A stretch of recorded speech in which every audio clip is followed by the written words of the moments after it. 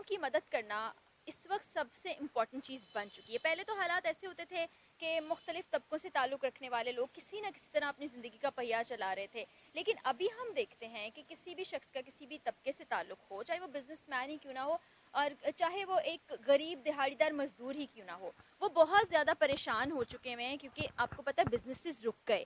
2-2.5 مہینے اس چیز کو برداشت کرنا بہت مشکل کام ہے. تو ایسے وقت میں ایسی این جی اوز جو سامنے آئیں, ایسے انڈیویجولز جو سامنے آئے, وہ بڑی داد کے مستحق ہے. اس کے ساتھ ساتھ باقی اجر تو اللہ کی ذات دینے والی ہے, لیکن ہم مختلف جگہ جاتے ہیں, دیکھتے ہیں مختلف این جی اوز کام کر رہی ہیں.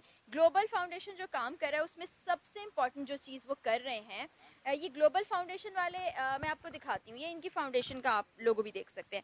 یہ جو کام کر رہے ہیں اس میں سادات کا خاص خیال رکھا جا رہا ہے. اب آپ کو معلوم ہوگی یہ بات کہ زکوٰۃ اور صدقات سادات پر لاگو نہیں ہوتے, ان کی مدد ایک الگ حصے سے کی جاتی ہے. تو یہاں پر وہ فنڈز دیے جاتے ہیں جو نہ زکوٰۃ ہے, نہ عطیہ ہے, نہ صدقہ ہے, تو اس سے ان کی مدد جاری ہے. گلوبل فاؤنڈیشن اس حوالے سے لوگوں کی مدد کر رہی ہے. راشن ہی نہیں بلکہ ہم نے لاک ڈاؤن میں رمضان سے قبل روزمرہ گھروں میں استعمال ہونے والی جو اشیاء, سبزی وغیرہ, آلو پیاز, جس میں کدو شریف, دیگر جو چیزیں ہوتی ہیں, اس کی بھی ڈسٹریبیوشن کی ہے مختلف علاقوں میں. گھر گھر جا کر ہماری ٹیموں نے یہ سب چیزیں بھی پرووائڈ کی ہے. اس کے ساتھ ساتھ ہم نے اسپرے مہم کا بھی آغاز کیا کہ کرونا وائرس سے بچاؤ کے لیے شہر کے مختلف مساجد میں, علاقوں میں, محلے, آبادیوں میں ہماری ٹیموں نے اسپرے مہم بھی چلائی ہے. اس کے ساتھ ساتھ پھر ہم نے راشن کی ڈسٹریبیوشن کا بھی عمل جاری رکھا ہوا ہے.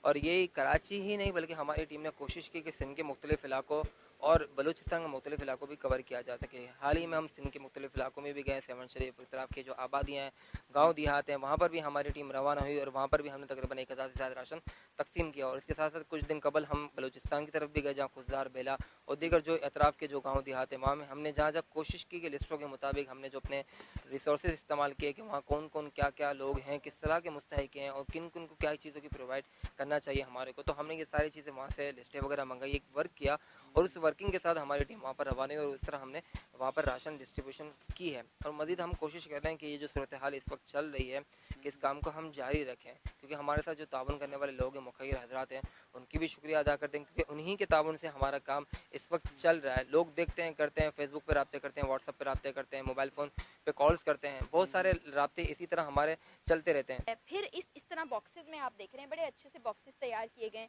یہ کہیں کسی کے گھر کے باہر اگر باکس دے کے بھی آتے ہیں تو کسی کو یہ محسوس نہیں ہوتا کہ یہ امداد کا سامان آیا ہے, بلکہ جیسا کہ آپ کو پتہ ہے ہوم ڈیلیوری کی صورت میں ایسے باکسز آپ کے گھروں پر بھی پہنچتے ہیں, تو لوگوں کی عزت نفس کا بھی خیال رکھا جا رہا ہے, ان کا بھرم بھی قائم رکھا جا رہا ہے. کراچی سے نکل کے باقی شہروں کی طرف بھی جایا جا رہا ہے.